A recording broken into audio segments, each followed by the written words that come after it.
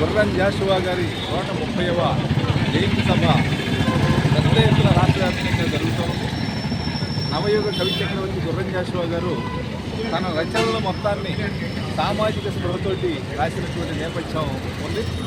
ఆయన తన జీవితంలో చిన్న వయసులో కుల వివక్షని అంటరానితనాన్ని ఎదుర్కొన్నాడు. ఆ తర్వాత కష్టపడి చదువుకొని ఉన్నత స్థాయిలో ఆయన ఉద్యోగాలు చేస్తూనే ఆయన ఏసీ కాలేజీలో అధ్యాపకుడిగా ఉంటూనే అనేక రచనలు కొనసాగించాడు.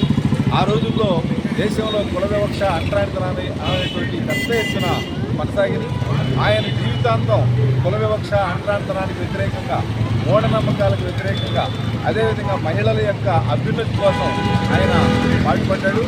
అదేవిధంగా ఆయన రాసినటువంటి ప్రధానమైనటువంటి మనం రచనలు కనుక చూసేప్పుడైతే ఈరోజు గబ్బిలం అనేటువంటి నవల అత్యంత గొప్ప నవల.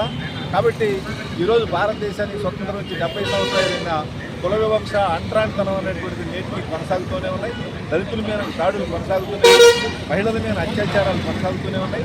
కాబట్టి వీటికి మనం దృష్టిలో పెట్టినట్టయితే ఆయన సాహిత్యాన్ని ఇంకా విస్తృతంగా ప్రజల్లోకి తీసుకెళ్లాల్సినటువంటి అవసరం ఉంది.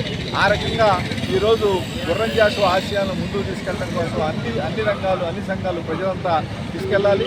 ఆయన సాహిత్యాన్ని ప్రభుత్వమే బాధ్యత తీసుకుని విస్తృతంగా ప్రజల్లోకి తీసుకెళ్లాల్సిన అవసరం ఉంది. పాఠ్యాంశాల్లో కూడా ఆయన సాహిత్యాన్ని చూపించాల్సినటువంటి అవసరం ఉందని చెప్పి తెలియజేస్తున్నాం.